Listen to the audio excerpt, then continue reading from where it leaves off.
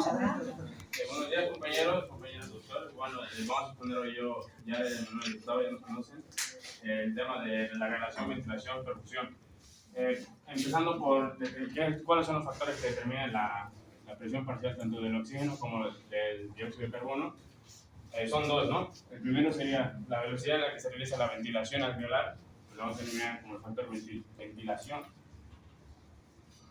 Y el segundo factor sería la velocidad con la que se realiza el cambio entre el oxígeno y el dióxido en la membrana pulmonar, que lo vamos a denominar como perfusión. Ya, para que exista un correcto funcionamiento pulmonar debe haber una correcta correlación entre tanto ventilación como perfusión. Voy a empezar explicando con un pequeño gráfico un poco infantil, lo que es la ventilación. La ventilación sería lo que es el ingreso del aire a nuestros pulmones, en este caso el oxígeno al alveolo, y la perfusión la podemos explicar como la salida del CO2, del dióxido de carbono de los capilares y la entrada de oxígeno a los capilares. Para seguir después ayudando a los compañeros, les voy a decir la cantidad de presión parcial de oxígeno en todas las partes. En los alveolos sería de 104, del dióxido sería 40, en el capilar, en la zona venosa sería del oxígeno 40 y del dióxido 45. En la zona arterial sería similar al alveolo, y del oxígeno sería 104 y del CO2 sería 40. Ya. Lo que nos toca es poner la relación entre ventilación y perfusión. Como sabemos, bueno, lo excepcional, lo ideal sería que fuese uno, que sería tanto la misma cantidad de ventilación con la misma cantidad de perfusión. Sin embargo, en los pulmones de un adulto sano, normal, es igual a 0.8. ¿De dónde surge esta cantidad? De la operación de ventilación sobre perfusión. Sabemos que la ventilación en un adulto es de 4 litros 200 ml, 4.200 ml por minuto, y la perfusión es de 5.200 ml por minuto. 5.200 ml por minuto. Entonces, si dividimos estos dos, nos va a dar 0.8. Ahora ya entendemos dónde sale el valor de 0.8 de la relación ventilación-perfusión. Ahora les voy a hablar un poquito sobre lo que es el flujo sanguíneo pulmonar. El flujo sanguíneo pulmonar, ya. Existen dos tipos de presiones que nos van a ayudar al intercambio de gases. Uno sería la PCP, que es la presión capilar pulmonar, y otra sería la PALV, que sería la presión alveolar. Ya. La presión capilar pulmonar, ¿cómo funciona? Tenemos aquí el alveolo. El capilar, lo que se encarga de esta presión es del flujo sanguíneo, ejercer la fuerza sobre las paredes de los capilares para que este se ensanche, para que el flujo pueda transcurrir sin dificultades. Y la presión alveolar, pues lo contrario, es la fuerza que ejerce el alveolo sobre los capilares y hace que pues, lo hagamos chiquito. ¿Qué sucede? Que si la presión alveolar es más fuerte que la presión capilar pulmonar, el capilar se va a acabar colapsando o cerrando por completo, evitando o no permitiendo el flujo. Entonces, ¿qué sucede para que esto se evite? Nos va a hacer un pequeño dibujo de los pulmones. No sé dibujar bien, no necesito. Ya, digamos que este es el corazón ya. Esta es la altura del corazón. Arriba del corazón se dice que hay menor presión capilar pulmonar. Ahora les explico por qué. Y abajo del corazón hay mayor presión capilar pulmonar. ¿Por qué? ¿Por qué abajo hay mayor presión capilar pulmonar? Porque bueno, el corazón, como sabemos, bombea la sangre de abajo hacia arriba. Entonces por eso abajo necesitamos mayor presión y arriba existe una mejor presión. Entonces, ¿cómo vamos a evitar que la presión alveolar sea mayor a la presión capilar pulmonar? En los vértices vamos a diferenciar dos partes, vértices y bases. En los vértices va a haber un tipo de flujo que va a ser intermitente y en las bases un tipo de flujo que va a ser continuo. Esto es correcto. Ya, el intermitente, como dice su nombre, va a ser la sangre entonces va a evitar que la presión alveolar colapse completamente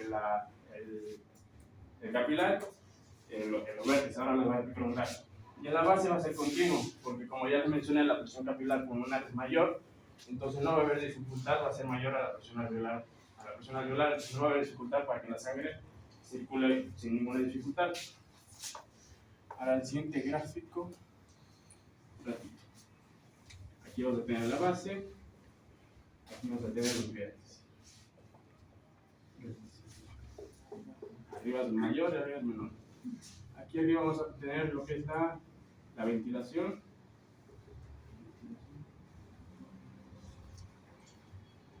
Aquí abajo la perfusión. Al revés, disculpen. Aquí arriba vamos a tener la perfusión y aquí abajo la ventilación.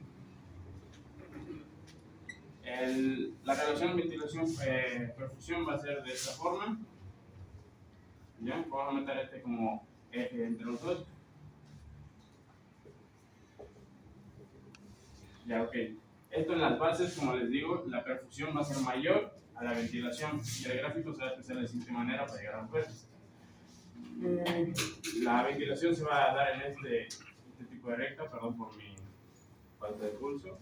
Y la perfusión vamos a ver como en los vértices la perfusión va a ser menor a la ventilación en relación a la ventilación. Ya. Teniendo en cuenta este gráfico, como les expliqué en este diagrama un poquito mal hecho, vemos que en la base la ventilación es menor que la perfusión y en los vértices la ventilación es mayor que la perfusión. Con esto podemos entender que varía y la diferencia está esa vez más. Sin embargo, lo podemos entender de otra forma.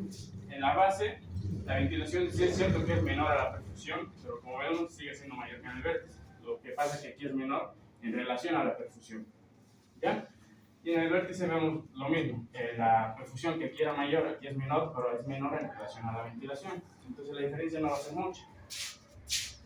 Teniendo en cuenta esto, vamos a pasar al siguiente gráfico, que un poco mal hecho de nuevo. ¿Ya? Aquí vamos a tener vértice, la altura del corazón, base. El vértice vamos a ver que la relación ventilación-perfusión va a ser de 3 o elevado a 0.8. La altura del corazón va a ser, como ya les mencioné, lo normal, 0.8. Y en las bases va a ser menor a 0.8. Vamos a poner ejemplo 0.6. Siendo que en los vértices, como en este esquema muestra, el oxígeno, como va a haber mayor ventilación en relación a la perfusión, el oxígeno va a ser mayor y el CO2 va a ser menor. Y al contrario que las bases, va a ser totalmente lo contrario, que el CO2 va a ser mayor y el oxígeno va a ser menor. Continuamos, compañeros. Ahora, por favor.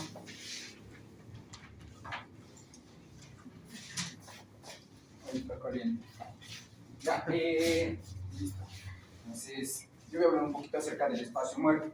Entonces, todos tenemos el espacio muerto y ya sabemos un poquito más en cuanto a ello. Tenemos uno que es anatómico, uno que es fisiológico y uno que es alveolar. Entonces, vamos a hablar entonces del anatómico, que lo vamos a ser como BD y A minúscula.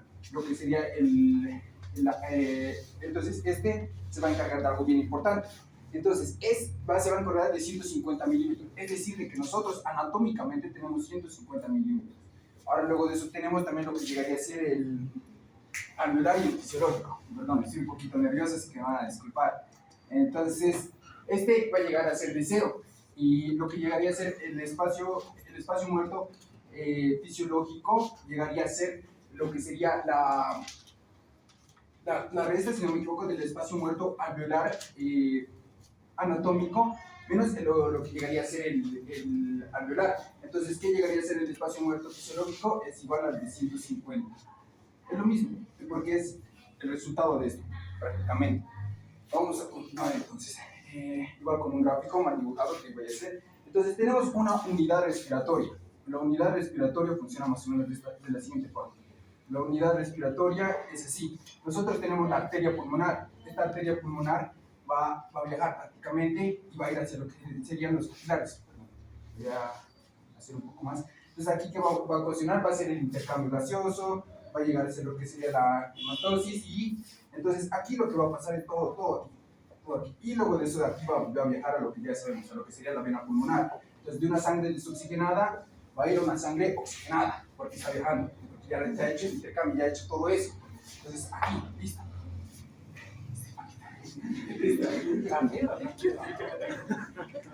Ya, estoy muriendo. Listo, vamos a continuar. Entonces, un poco más resumido, es algo así. Nosotros tenemos la aurícula derecha, el ventrículo derecho. Entonces, va a viajar, prácticamente va a ir hacia los capilares, luego va a ir al ventrículo izquierdo y aurícula izquierda. Entonces, y ahí es lo que va a ocasionar todo eso.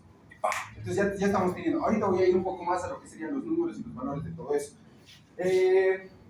Vamos a ir a un poco de la alteración del coeficiente de ventilación y perfusión. Entonces, esta alteración de coeficiente de ventilación y perfusión, vamos a llegar a tener una alteración de coeficiente de ventilación y perfusión. Así lo voy a poner, ¿ya? Entonces, esto es la primera que llegaría a ser 0. Entonces, ¿por qué es 0? Es fácil. Pero no, me ha ido el aire. Entonces, ¿por qué 0? Porque esto está indicando prácticamente que está habiendo un shunt. ¿Recuerdan lo que hemos hablado? Entonces, esto puede ser, como hay algunas teorías, estaba viendo videos que decían algunos, es patológico. Pero algunos decían, no es patológico, es normal que llegue a suceder esto. Pero está en ese debate. Yo me he llegado a confundir, la verdad. Pero ¿qué está pasando aquí? Es que está habiendo prácticamente una ventilación. La ventilación lo que está ocasionando es que no está habiendo ventilación, no está habiendo nada de ventilación, pero sí está habiendo una mayor perfusión. Pero nosotros, si lo usamos como matemáticamente, intenten como utilizar como cualquier número dividido entre un número 0 dividido entre cualquier número en su calculadora siempre va a ser 0. Eso es por lo que está pasando. El siguiente que vamos a llegar a hablar de un coeficiente de ventilación y perfusión es de lo que llegaría a ser de mayor a 0 y lo que llegaría a ser y menor a 0,8. ¿Recuerdan lo que ha hablado Gustavo? El 0,8 de dónde estaba saliendo es de lo que estaba hablando de 4.200, ¿verdad? Y de 5.000. Y eso, como hacemos división, es de 0,8. Entonces, eso 0,8 no es algo como nos está indicando prácticamente el tiempo que tarda en el intercambio gaseoso. Eso es el 0,8, el tiempo que tarda en el intercambio gaseoso. Entonces, aquí con este nos íbamos a dar cuenta de que está disminuido. Ahora vamos a hablar de otra ventilación y de otro coeficiente de ventilación de perfusión que llegaría a ser de infinito. Perdón, no está muy bien dibujado. Entonces, ¿por qué ocasiona este infinito? Es interesante porque la ventilación, está habiendo una buena ventilación en este, pero la perfusión no está habiendo perfusión. Entonces, otra vez matemáticamente, podemos tener ventilación, pero si no hay una perfusión, entonces, ¿qué va a llegar a ocasionar? Ustedes hagan en la calculadora, siempre va a salir 0. No, siempre va a salir como error. Ustedes hagan, yo lo he hecho, yo he comprobado y sale error, porque no puede haber. Entonces vamos a hablar de uno más si no me equivoco. Sí. Ya. Una ventilación y perfusión de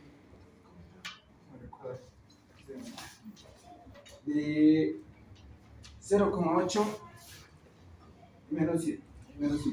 Entonces, ¿esto qué significa más o menos? Que aquí el coeficiente de ventilación y perfusión está aumentado. Aquí estaba disminuido, pero aquí está aumentado. Entonces, vamos a explicar un poco más este shunt alveolar, lo vamos a llamar. Bueno, vamos a hablar de shunt alveolar. Entonces, voy a dibujar un alveolo, perdón, no sé dibujar muy bien un alveolo. Entonces, ¿qué está sucediendo aquí más o menos?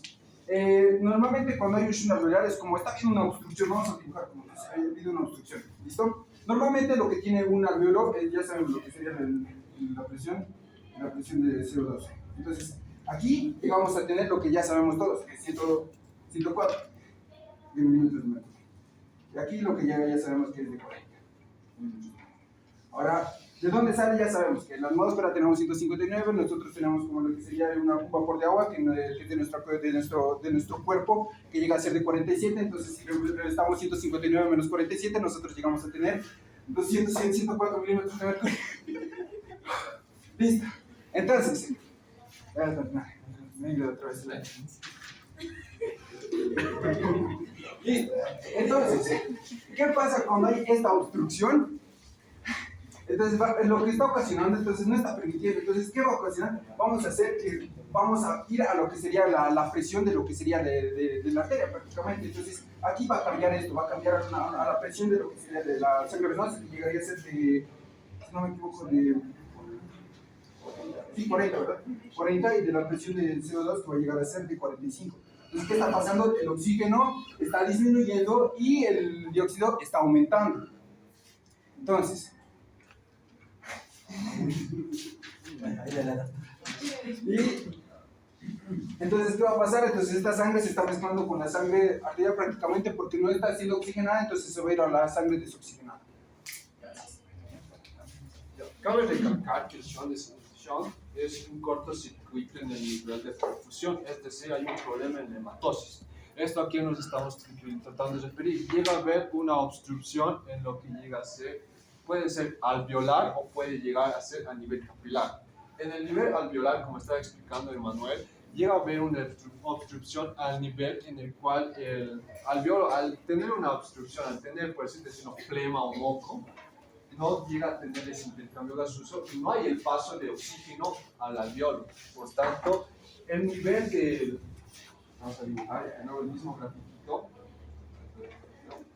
Lo que llega a ser, de lo que llega a ser aquí 104 y 40. Aquí es 40 y 45. CO2. Y esto es oxígeno, CO2. Lo que llega a pasar en este punto es que como el alveolo tiene una obstrucción y el capilar está ahí nomás, el nivel de intercambio va a ser. El oxígeno, ¿qué va a hacer?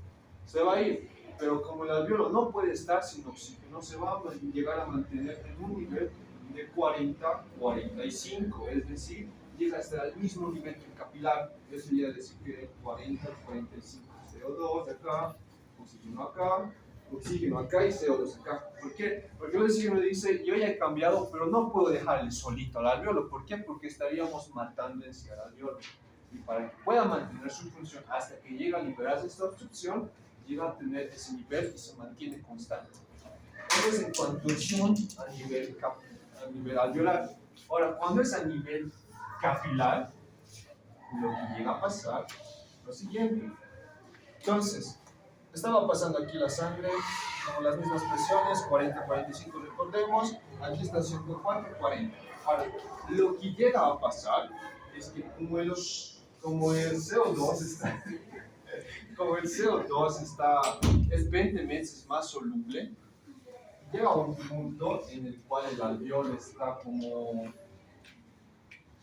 queriendo hacer el intercambio gaseoso, pero como sabemos que el oxígeno es pesado, es 20 veces más pesado, no puede llegar a entrar completamente. ¿Por qué? Porque el CO2 estaba como, ¿qué hago aquí? Tengo que salir. Se sale y al momento de salir, el oxígeno entra. Pero como el oxígeno ya llegó a su límite, ya no puede haber más, ya no hay más oxígeno, ya no hay CO2 suficiente para que salga, lo que hace es que el oxígeno llegue a subir y el CO2 llega a un espacio cero. Cuando llega a ese espacio cero, ahí entra lo que es el espacio muerto alveolar. ¿A qué nos referimos con el espacio muerto alveolar? Cuando no hay intercambio o perfusión, es decir, el alveolo, aquí vamos a dibujar dos alveolitos, ¿ya? Dos alveolitos. Este alveolo va a tener perfusión y por tanto hay constante carga. Por este está hueco. ¿Por qué? Porque solo tiene oxígeno, no tiene dióxido de carbono porque no puede pasar porque hay una obstrucción a nivel capilar. Ya esto es lo que se llama tromboembolismo pulmonar. Esa cosa. Entonces, eso es lo que llega a pasar. A eso se lo denomina shunt a nivel capilar y a nivel alveolar. Algo muy importante que llega a también poder mencionarse es que esto se puede deber tanto a patologías como fisiologías, pero más nos vamos a centrar en las patologías porque llegan a ser ejemplos claros. El tromboembolismo pulmonar llega a causar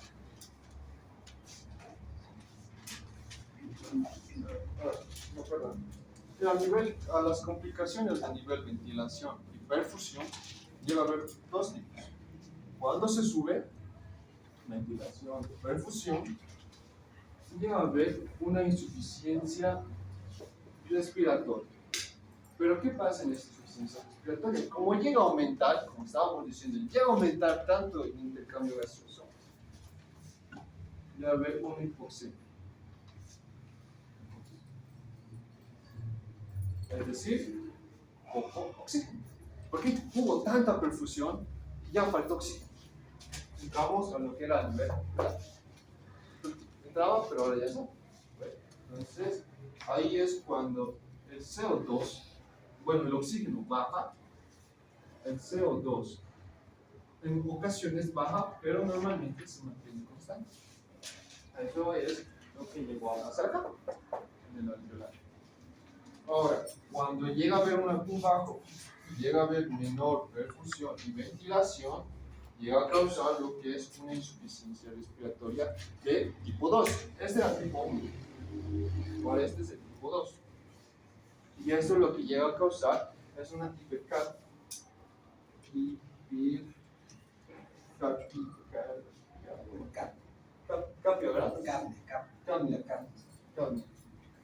Una capnia. ¿Esto qué hace? Que hay mucho oxígeno y por lo que hay mucho oxígeno también va a haber mucho dióxido de carbono. Es decir, podemos entrar a lo que llega a ser una alcalosis o y esto es lo que llega a pasar. Entonces, eso es lo que llega a pasar a nivel ventilación, a nivel patológico. A nivel fisiológico ya explicó mi compañero, como hay un intercambio gaseoso, las presiones, porque hay mayor presión en los pies. Abajo del corazón siempre va a haber mayor presión por la gravedad. Aquí arriba no va a haber mucho por la gravedad misma, es lo que lo impide que la sangre llegue a tener suficiente fuerza como nosotros. Listo, gracias, gracias.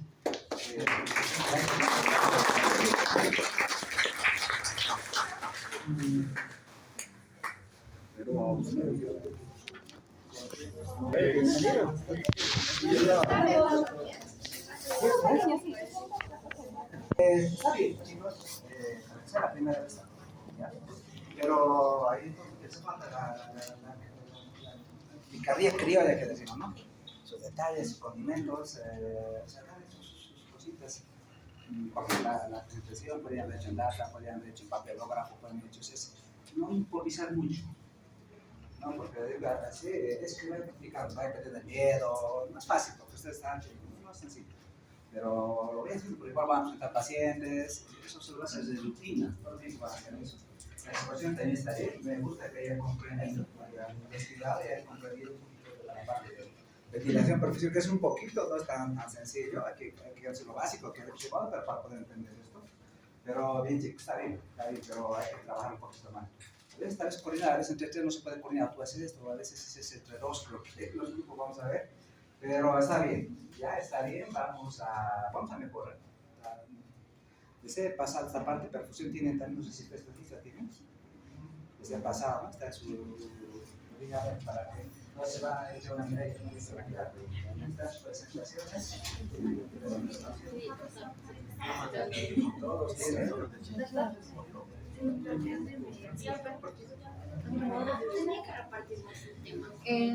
Nosotros somos el segundo grupo para que nos adopten a todos. Al final ya lo voy a dar.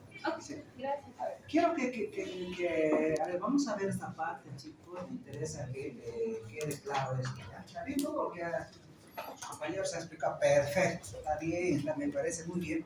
Pero vamos a puntualizar algunas cosas que me parecen pertinentes para que ustedes entiendan. Hasta la palabra, ¿no? Dice relación, ventilación, perfusión. Las palabras relación del aparato respiratorio y aparato cardiovascular.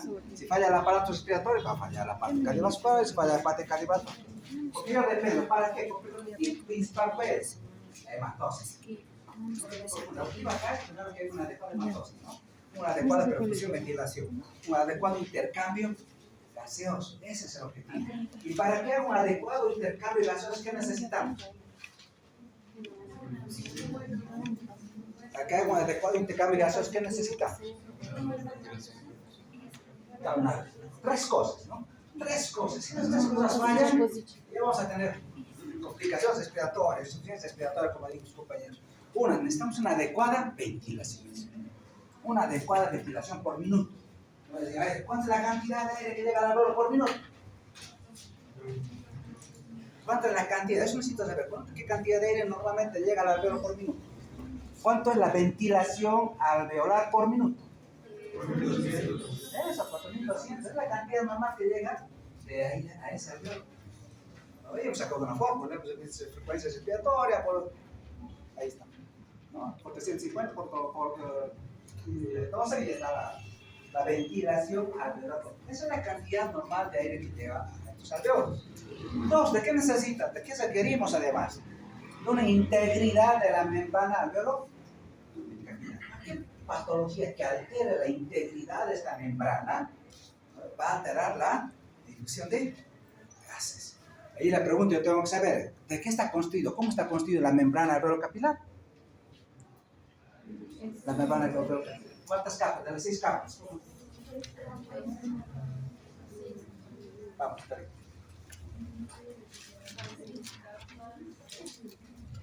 Del lado del alveolo, del lado capilar, del lado del alveolo que tenemos. 6. La primera capa, Líquido surfactante. La primera capa de la alveolo es el líquido surfactante, luego viene el extremo alveolar y esa membrana basal epitelial. la membrana basal epitelial pasa a formar por un tipo 1. Ahí está. Cada partecita de esta membrana, el epitelio, las células endoteliales, los linfocitos tipo 2, el líquido que está ahí en la pared del alveolo, el surfactante, cada uno cumple una función, ¿ya? Para hacer que una adecuada ventilación. Imagínense si no es surfactante, colapso, y si hay colapso, no entra aire. ¿Cómo está su beco? Si no entra aire. Si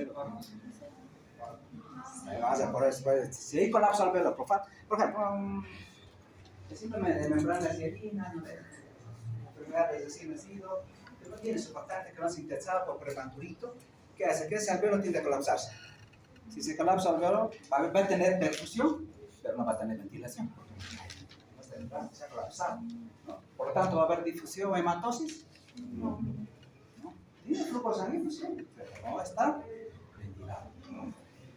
Bueno, entonces eso tiene que ver con la integridad de la membrana. Y otro tiene que ver con un adecuado flujo sanguíneo. Tiene que haber un adecuado flujo sanguíneo. Si no llega flujo sanguíneo a la membrana capilar, alveolo capilar, ¿qué va a pasar? No va a haber hematosis. Entonces, de ahí que es importante eso, para un adecuado intercambio gaseoso, es importante estas cosas, la integridad de la membrana y una adecuada proporción entre la ventilación y la perfusión. Tiene que haber una adecuada proporción. Y ahí hablamos del PQ.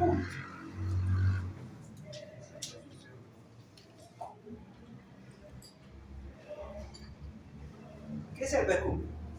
Ventilación, perfusión, PQ menor. El PQ normal es de 0.8. ¿Ya? El PQ normal, eso vamos a ir un poquito. Enseguida de dónde sale, como dice su compañero, para que quede claro. ¿Qué pasa cuando yo tengo un PQ normal? Cuando la cantidad de ventilación es igual a la perfusión. O sea, la proporción es la ideal. Lo ideal es 1. No vamos a ver, lo ideal es 0.8 o 1.2. 1. Pero bueno, vamos a manejar, todos manejan esto. La relación PQ, ventilación, perfusión es 0.8. Cuando yo tengo una adecuada relación PQ, pasa esto. ¿Qué pasa con las presiones, por ejemplo, de oxígeno de alveolo? ¿Y qué pasa con las presiones de? Se produce un adecuado intercambio gaseoso. Miren, en el extremo de la arteria pulmonar, ¿cuánto yo tenía? Me está llegando una adecuada cantidad de sangre acá, y salió por la arteria pulmonar, me está llegando ¿con qué cantidad? ¿Con qué gases? Una presión de oxígeno de 40 mililitros de mercurio. Y aquí me pregunto, ¿pero por qué el doctor tiene 40 mililitros de mercurio? ¿Por qué la presión de oxígeno en este extremo arterial? ¿Por qué sangre desoxigenada? ¿Lo ven? ¿Y por qué sangre desoxigenada? ¿Por qué no está en 60? ¿Por qué no está en 70, 90? ¿Por qué está en 40? Porque de acá sale, mire, con 104, 95. Pero dice, ¿por qué no he llegado de 104? Yo tengo una presión de oxígeno en el extremo arterial, o en la, que trae sangre desoxigenada, tengo 40.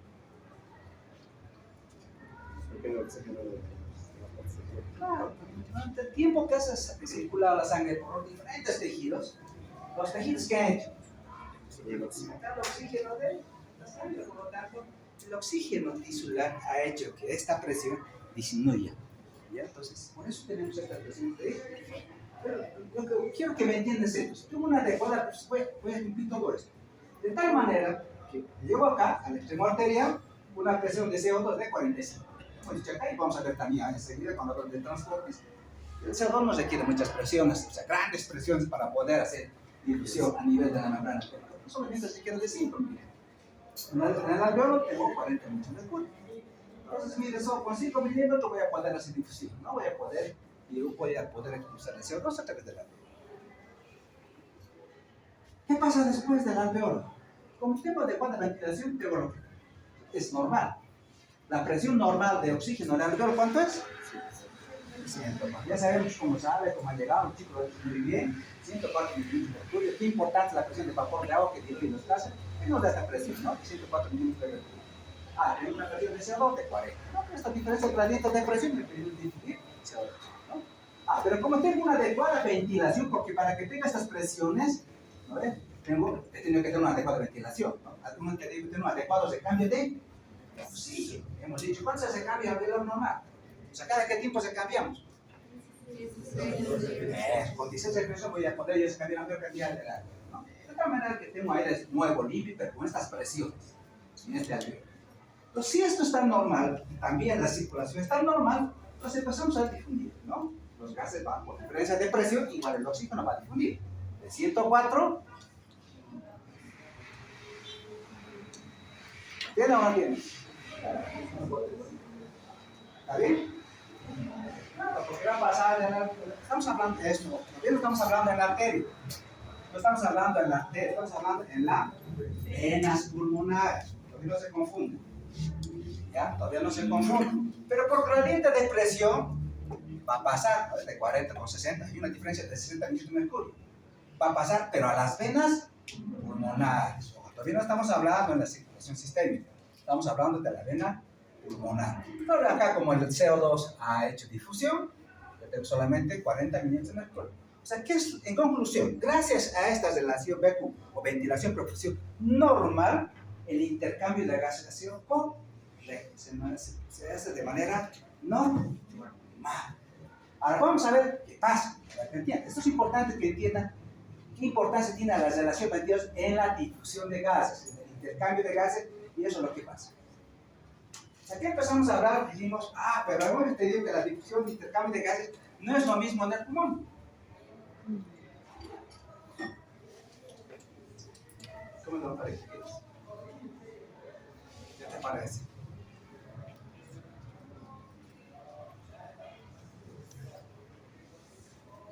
Por efecto de la gravedad, hemos dicho, ¿no? Y la presión hidrostática, ¿no? Las relaciones de ventilación no son iguales. ¿No? En los vértices hemos dicho, por efecto de la gravedad, los vértices están más ventilados, las bases están más perfundidas. Por efecto de la gravedad, la sangre siempre, ¿no? Tiende a irse abajo y el aire tiene que irse hacia arriba. Por efecto de la gravedad. De tal manera que voy a tener vértices bien ventilados y bases bien perfundidas. Entonces, ¿para qué me sirve entender esto? Para que después veamos la relación ventilación-perfusión. ¿Ya? Hemos dicho que los chicos lo han dicho muy bien, vamos a tener, por ejemplo, un espacio muerto patológico, porque fisiológico no hay. O sea, no puede haber una parte del pulmón que no esté perfundida.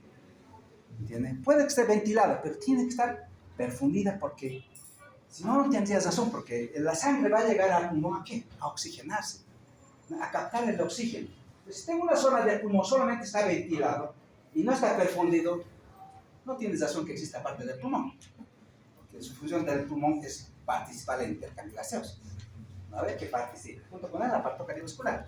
Por lo tanto, una zona, donde solamente existe ventilación, porque es lo que tú ves, ¿no? La parte superior hay más ventilación, ¿no? Pero no hay perfusión. ¿Por qué? Los chicos lo han dicho muy bien. Porque la presión de aire en ese alveolo está porque los vértices están bien ventilados. Entonces tiene mayor presión de oxígeno. Como tiene mayor presión de oxígeno, ¿qué van a hacer con los vasos? Vasodilatación. El flujo sanguíneo. Por lo tanto, son bien ventilados, pero no perfundidos. ¿Ya? Pero como no puede haber, les repito, una zona del pulmón que no esté perfundido, entonces esto es patológico. ¿Ya? No existe una zona 1. De tal manera que ahora vamos a hablar de zonas 2 y 3. La zona 2 y 3. Por ejemplo, con los cambios de posición, ¿qué zonas? ¿Cómo se alteran las zonas? A ver, doctor, supongamos que ustedes están en el decúbito prono. ¿Dónde está la zona 3? Se vacía. Usted lo ha pronado a su paciente está de prono, vigil, mejor si está despierto. ¿Dónde se entra la zona 3 y dónde está la zona 2? Porque una no existe. ¿Dónde estaría la zona 3? Que está adecuadamente perfundida, ¿no? Buena perfusión. Pero una zona 2 que está en retirada. ¿Dónde sería la zona 3? Yes. Y además su compañera decía que no solamente es que se va la sangre, también las estructuras tienen un peso, toda la gravedad de los órganos, el corazón, los vasos, las arterias, toda esa presión por efecto de la gravedad se viene hacia adelante. ¿No? De tal manera que una zona 3 tengo la zona anterior, casi pegada a la cama, ¿no? Pero la zona 2 está en la parte posterior. De tal manera tengo una mayor cantidad de pulmón ventilado. ¿Ya? Eso les decía que eso se ha hecho. Todos hemos hecho. Por el oro los hemos pronado. Y eso, gracias a eso es que la saturación mejora en los pacientes.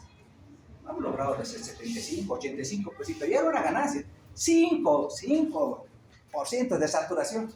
Que ya era, ¿no? Era una ganancia en un paciente en un momento determinado. ¿Qué pasaría en el decúbito supino de espalda? ¿Dónde está la zona 3? La parte posterior de zona 2, la zona. Entonces hablamos de dos zonas, ¿no? Zona 2 y zona 3. Hemos dicho qué características tiene la zona 2 según Wetz. Los chicos lo han explicado muy bien. ¿Cómo es el flujo sanguíneo en la zona 2?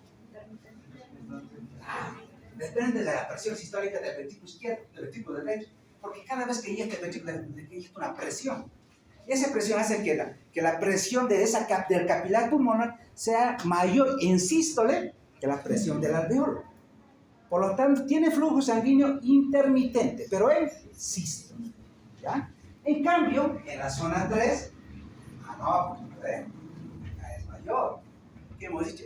Acá el flujo sanguíneo es continuo, ¿no? Durante todo el ciclo cardíaco, tanto en sístole como en diástole. ¿Por qué? Porque la presión es mayor que la de los alveolos. Por lo tanto, los capilares es mayor, por lo tanto, hay una adecuada fusión. Eso es lo que dijimos que es importante que quede claro, ¿ya? Bases más. Ahora vamos a ver este otro. A ver, analiza ese cuadro.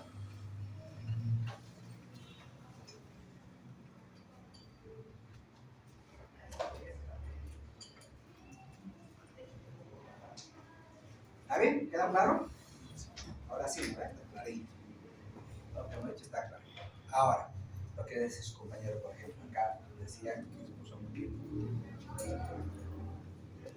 ¿Qué tal si es, por ejemplo, qué pasa con el tema? Vamos a ver también con tal, vamos a ver enseguida de la función de ventilación. Si ese capilar no le llega sangre, está ventilado, pero no está perfundido. Entonces es un espacio muerto. Pues eso pasa cuando a veces hay alteraciones ya del PQ. Estamos hablando de alteraciones del PQ, vamos a ver enseguida. Pero solamente como ejemplo. Está bien ventiladito, ¿no? Pero resulta que no le llega sangre porque está con trombos, ¿no? La circulación pulmonar es tromboembolismo pulmonar. Entonces llega ventilación como los vértices, ¿no? Están bien ventilados, pero no están perfundidos. Entonces es un espacio muerto patológico. El otro parece un espacio muerto fisiológico, ¿no? Pero no existe, es la zona 1. Pero este sería un espacio muerto patológico. ¿Por qué? El responsable es el tromboembolismo pulmonar. Que no hizo llegar un adecuado flujo sanguíneo. Ahora aquí en el otro gráfico.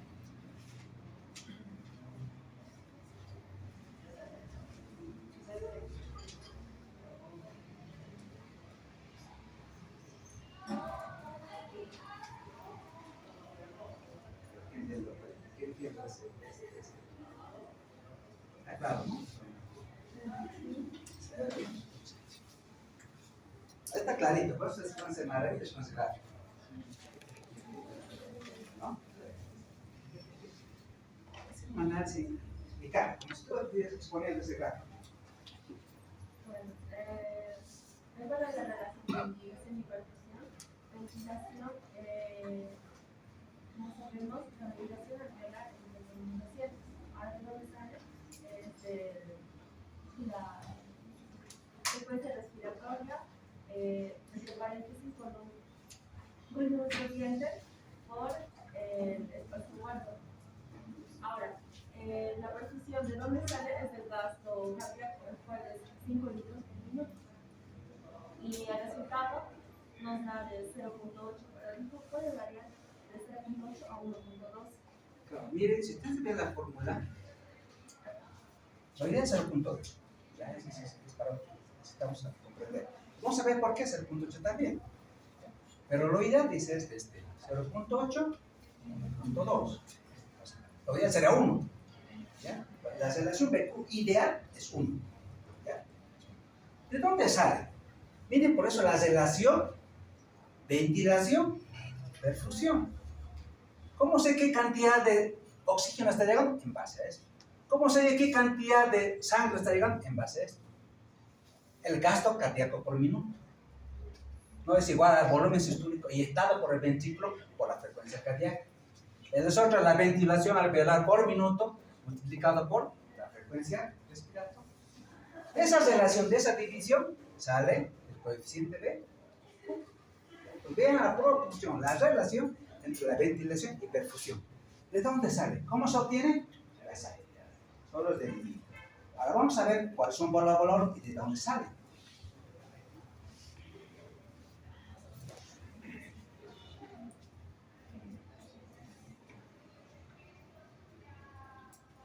El índice BQ es igual en todo el pulmón. Hemos revisado la ventilación profesional, es la misma, ¿no? Por lo tanto, el BQ tampoco es lo mismo.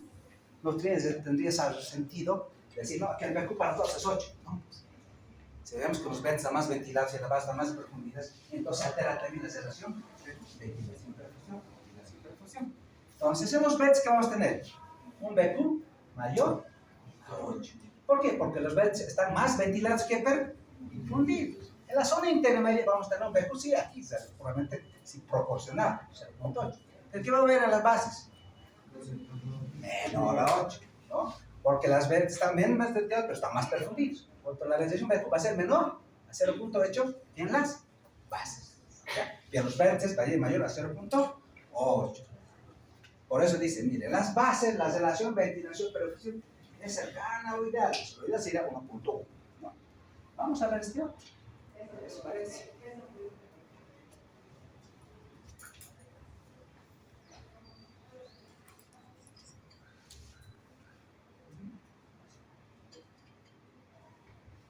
¿Qué pasa cuando se altera la ventilación-perfusión? Se alteran también los gases. ¿No?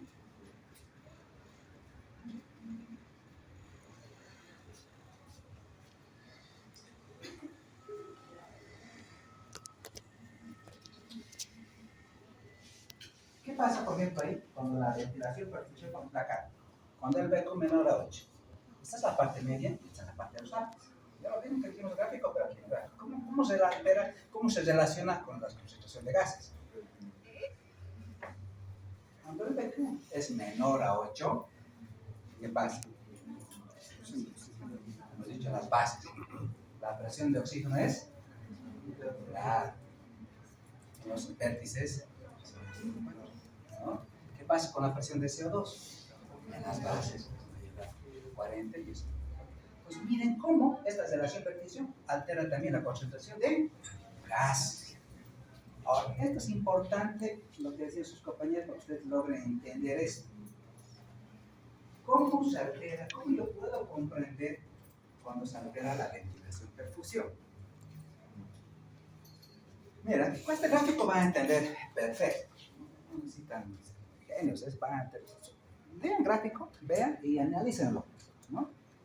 Miren, vamos a partir de lo normal. Una adecuada ventilación, una adecuada proporción, o sea, perfusión. Por lo tanto, hay una proporción entre la ventilación y la perfusión. Y los vasitos están en el mismo diámetro y el alveolo también. Entonces, acá tengo un BQ. Hay una proporción. Ahora vamos a ver qué pasa lo que decimos. ¿Qué pasa con este alveolo?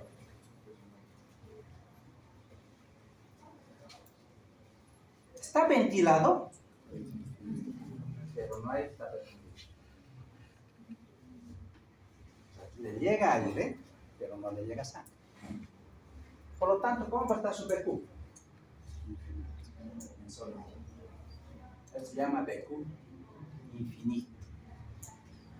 Ya, ventilado, pero no profundo. Entonces, este es un espacio muerto patológico. ¿Ya? ¿Y en qué casos ocurre eso? Tromboembolismo pulmonar o paro cardíaco. ¿A ver? Perfecto. Vamos al otro extremo. Miren el gráfico. Acá tiene un BQ, un cortocircuito, un BQ cero.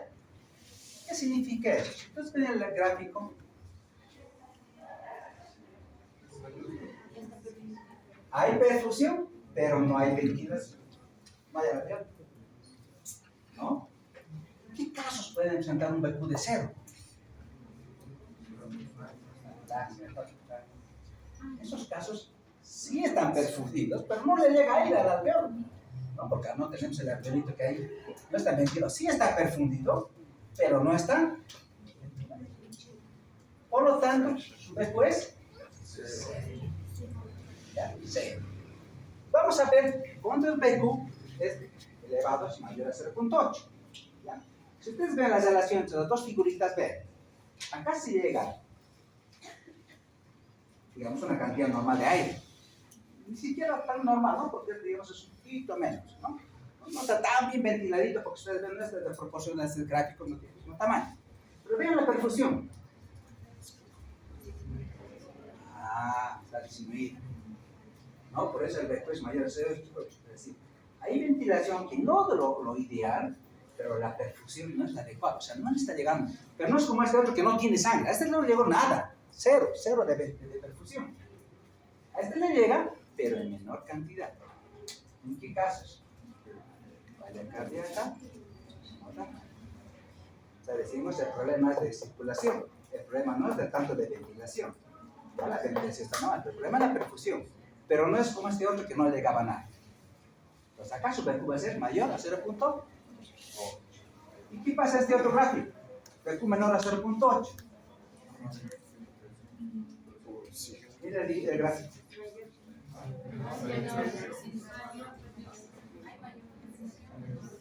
¿Y en qué casos puede haber menor ventilación? Neumonía, asma, EPOC. Entonces no tienen una adecuada ventilación, ¿no? Aunque tienen una adecuada ventilación. Por lo tanto, su BQ es menor a 0.8. ¿No? Todavía queda claro. Está sencillo, ¿verdad? La idea es que tiene un poquito de análisis. Vamos a ver lo que dicen sus compañeros. ¿Cómo afecta la concentración de gases? A ver, revisa. Análisis.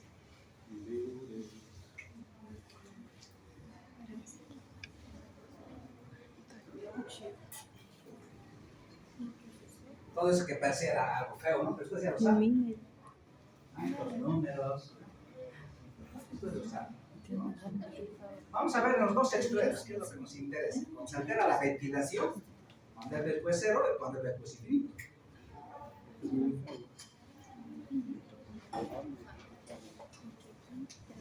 Esto es lo normal, lo que dijimos, ¿no? Esto es la ventilación perfusión normal. Como la hematosis, intercambio de gases produce de manera normal. De la alveolo pasa la sangre, de la sangre pasa la alveolo. Esto es un BQ normal. Un intercambio de gases normal. ¿Qué pasa? Lo que dijimos cuando no hay ventilación, cuando está alterado de ventilación. Ahí hemos dicho, bueno, miren acá, no está entrando ahí, pero está entrando sangre. ¿Qué pasa con los gases?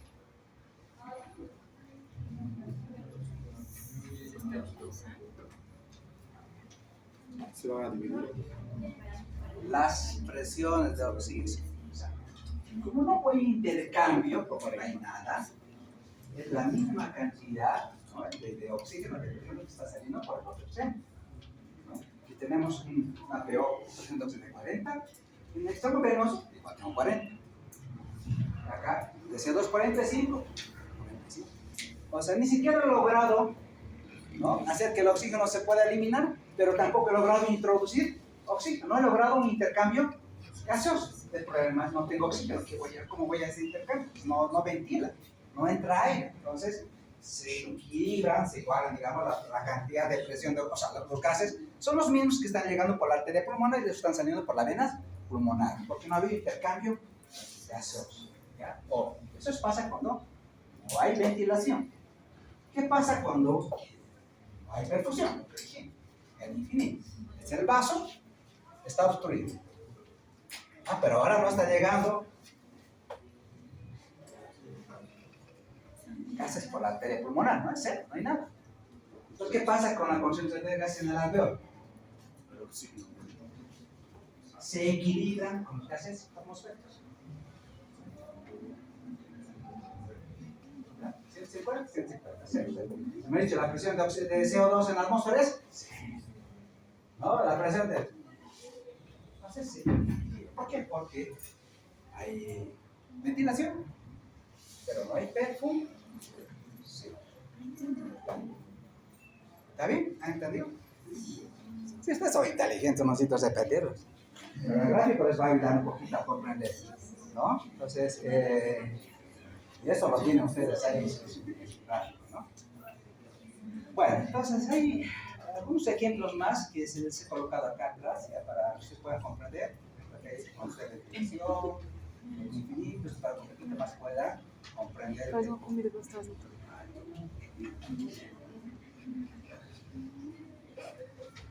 Entendi. Acabou. Descanso un segundito. Transporte de gases.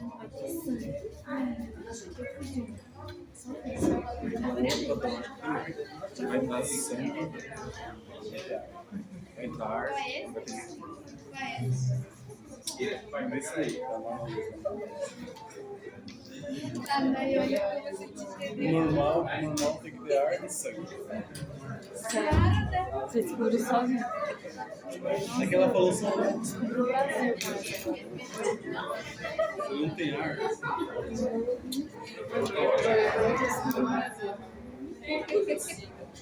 Não tem sangue.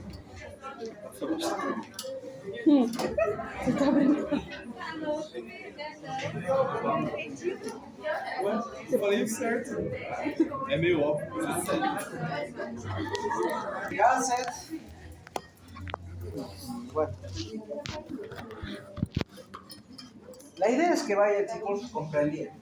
Si comprende como los chicos han metido un poquito. De hecho, ustedes dominan fisiología, saben medicina. Saben fisiopatología, saben todo. Dale ganas, lean, háganse cuadros, pizarras, resúmenes, amanezcanse ahora. Para que aprovechen y de acá a unos años sea fácil, ¿no?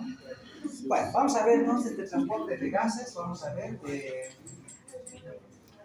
generaría un poquito de transporte de oxígeno de CO2, vamos a hablar de esto, cómo hace la hemoglobina para transportar tanto el oxígeno como el CO2, vamos a ver de esta curva de disociación de la hemoglobina, vamos a ver del efecto Bohr, del efecto Ordan, y vamos a ver un poquito ya de, poco a poco vamos a ir profundizando, ¿ya? Que mañana, ¿quién le toca la próxima clase? Ya, efecto Bohr y efecto Aldana, ¿ya? Efecto Bohr y efecto Aldana. No importa, prepárese por favor, está bien, pero si quiere puede hacer una presentación como quiere, ¿ya? Tiene 15 minutos suficientes, no necesita más. Bueno, ¿qué les parece? Vamos a comenzar ahora el transporte de gases. Vamos a ir poco a poco, porque esto ya lo sabemos también, ¿no? Vamos a ver muchas cositas de esta parte de introducción. Ustedes ya lo saben, cómo difunden los gases, lo que pasa con la dirección arterial, el extremo venoso, qué importancia es la difusión intercambio de la membrana capilar, qué hacen los... Eso ya saben, ¿no? Pero vamos a hablar de principios físicos y químicos que tienen que ver con el transporte de oxígeno y eso, no solamente en la sangre, sino también en los líquidos tisulares. Tenemos que ver cómo se transporta la sangre, pero también cómo se transporta en los tejidos. Pues como dijimos, para que tengamos la difusión de gases, esto es importante, ¿no? Una adecuada ventilación, pero un vacuum normal. Si yo tengo un vacuum normal, voy a tener un intercambio de gases normal, ¿no? O concentración de gases, tanto en el alveolo y en la sangre, normal. Entonces eso es importante hacerlo así. Ya lo he dicho, para cierto, pero si quiere tres cosas, es decir, una adecuada ventilación, una integridad de la membrana y una adecuada perfusión. Si las tres cosas están bien, todo va a estar bien, o sea, la hematosis está bien. ¿Ya? Entonces, cuando vemos ahora ya del transporte de gases, es solamente una introducción porque vamos a hablar mucho de cada uno del transporte de oxígeno, cómo se transporta el oxígeno. Vamos a profundizar un poquito más. Pero miren, el total del 100% del transporte de oxígeno, ¿quién la transporta? La hemoglobina. ¿No? La hemoglobina es importante. Mire, es un 97%, de 100%, 97% la transporta la hemoglobina. ¿No? Y al unirse al oxígeno forma la oxihemoglobina. Entonces dice, el color de la sangre tiene que ver con esto, ¿no? Con la oxihemoglobina. Y el color de la sangre venosa tiene que ver con la carbaminohemoglobina o carboximoglobina. Un poquito es el color de la sangre arterial y venosa, ¿ya? No. Pero el 3% apenas se disuelve, o sea, se transporta de forma disuelta en el plasma. Pero el 97% se transporta de hemoglobina. ¿Ya? De ahí que vamos a ver la importancia de la gasometría. Pero ¿qué es la gasometría? O sea, ¿qué es la gasometría? La gasometría lo vamos a ver más adelante. Pero ¿qué es, por ejemplo, la saturación de oxígeno? ¿Cuánto es la saturación normal de oxígeno? Es diferente a nivel del mar y es diferente a nivel de altura. ¿Cuánto es la saturación normal de oxígeno? 95 a 100%. Sale de esto también, ¿no? Que la cantidad de sangre que está saturada, o sea, la cantidad de oxígeno, la hemoglobina saturada con oxígeno, es del 97%. Y eso va a ir variando, como vamos a ver, de acuerdo al cambio de la presión. Y el CO2 es un poquito más complicado, ¿no? Se transporta solamente del 3% unido a la hemoglobina, como carboximoglobina o carbaminohemoglobina, también se llama. El 70% lo hace como bicarbonato y el 7% lo hace disuelto en el plasma. O sea, acá hay un tipo de reacciones químicas que vamos a ver que tienen que ver con bicarbonato, con ácido ascórbico. Vamos a ver qué reacciones químicas. Es un poquito más complicado, pero lo vamos a analizar poco a poco. El oxígeno es un poquito más simple. El CO2 es más complicado, porque el CO2 tiene que ver más con el equilibrio ácido.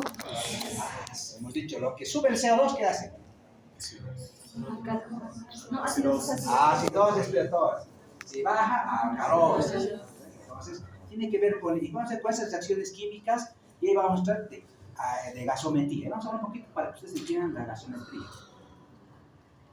Esto, por ejemplo, ustedes ya lo saben, que es la división de oxígeno de los alveolos a la sangre capilar. ¿Cómo pasa del sangre capilar? Por el oxígeno, ¿cómo pasa? Del alveolo a la sangre capilar. ¿Cómo difunde el oxígeno del alveolo a la sangre capilar? Ya lo saben, ¿no han dicho? Un gradiente de presión. Mira, de 60, 104, 60. Y un gradiente de presión de 60 milímetros de mercurio que le permite difundir al oxígeno por gradiente de presión, ¿no? Porque su presión parcial del oxígeno es en el alveolo mayor, ¿no? Que la presión parcial del oxígeno está llegando por la arteria pulmonar. Entonces, por ese gradiente de presión, el oxígeno pasa del alveolo al capilar, ¿no? Así pasa el oxígeno. ¿Ya? Bueno, esto ya les pregunté. Entonces, estamos 104 milímetros gradientes de presión. ¿Qué pasa durante el ejercicio?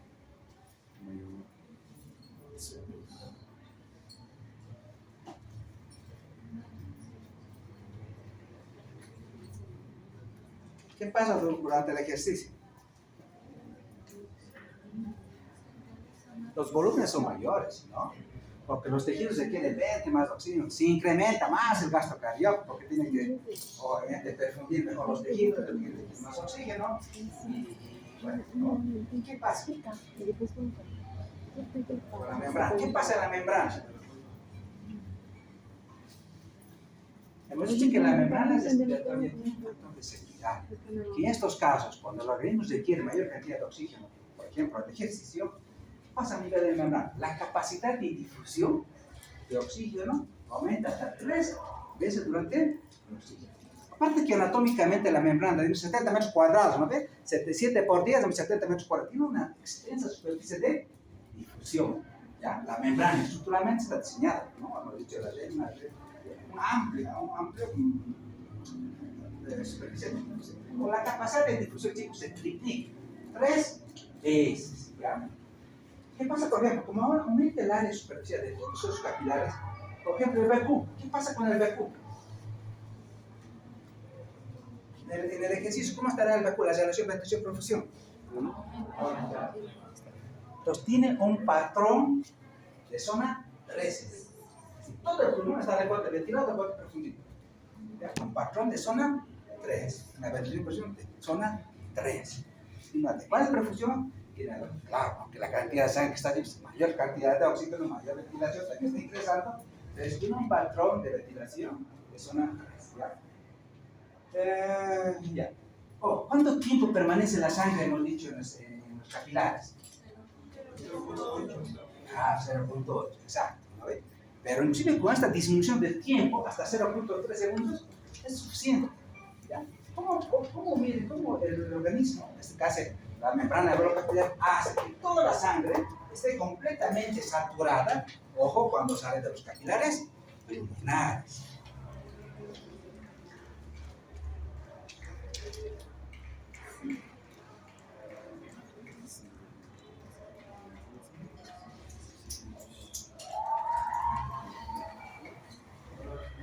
¿Se acuerdan de este gráfico? A ver, ¿qué me dice este gráfico? A ver, analícenlo, me dicen, ¿qué le llama la atención de ese gráfico?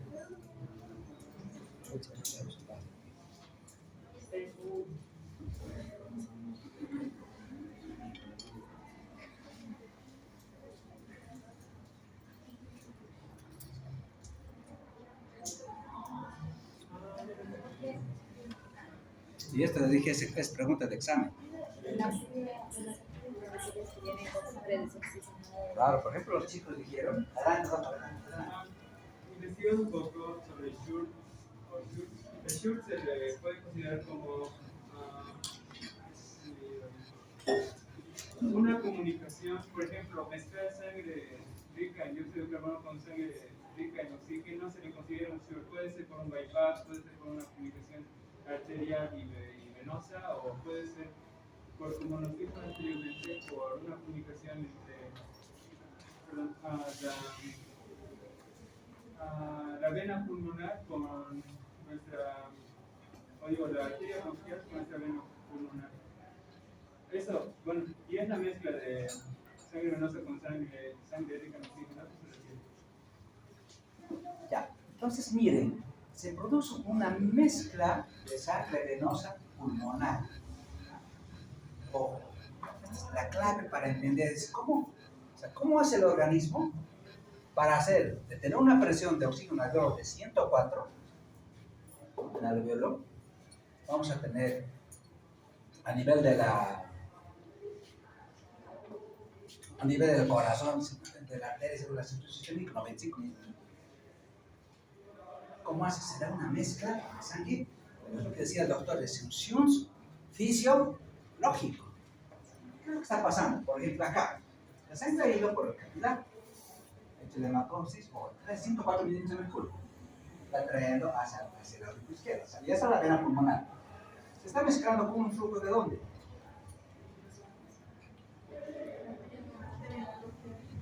Pero la arteria bronquial, pero no es circulación bronquial, pero no se olviden que de la circulación, digamos, nutricia arterial, no es lo que se toma, no son las arterias, son las venas bronquiales. O sea, la sangre venosa bronquial, que es el 2%, que se está apuntando a la sangre de la vena pulmonar. Las 2% se llama mezcla de sangre venosa, tanto de la vena pulmonar como de la vena bronquial. Esa mezcla de sangre venosa hace que la presión, baje de 104 a 95. Eso es fundamental, porque es igual que como para que ustedes puedan entender cómo ha hecho el organismo para disminuir la presión de la atmósfera, ¿no ves? De 159 lo ha hecho a 104. Hemos dicho que tiene que ver con la presión de vapor de agua y los gases. Entonces, ¿cómo hacen para tener 195? Mezcla gaseosa. Hay una mezcla venosa de sangre. Esta mezcla o este chum hace que las presiones cambien. Ojo, no se olviden, de tal manera hace que la presión entonces que entre en el corazón izquierdo, en el lado izquierdo, y quieres bombear a través de la aorta, es una presión de 95 milímetros de mercurio. Y a partir de aquí vamos a hablar de 95. Es importante que ustedes sepan de dónde salen los 95 milímetros de mercurio. estoy equivocada. No, tanto de- 97. Sí. No tengo para Ahí, vamos a, muchos manejan, vamos a ver, por ejemplo, que no maneja 95, como dice 97. Pero vamos a quedarnos con 95. ¿verdad? Yo tengo mucha sensación de 97, porque, por ejemplo, 97 a nivel de la altura, y vamos a quedar con 95, porque todo lo que vamos a hablar de discusión en los tejidos, 95, 95, 95. Nos quedaremos con 95. Una presentación con 97. Sí, es una presentación está en 97. Un poquito de una literatura, otra maneja otros gases. ¿ya? Un poco de la literatura, pero vamos a quedar con 95. Bueno, chicos, wow.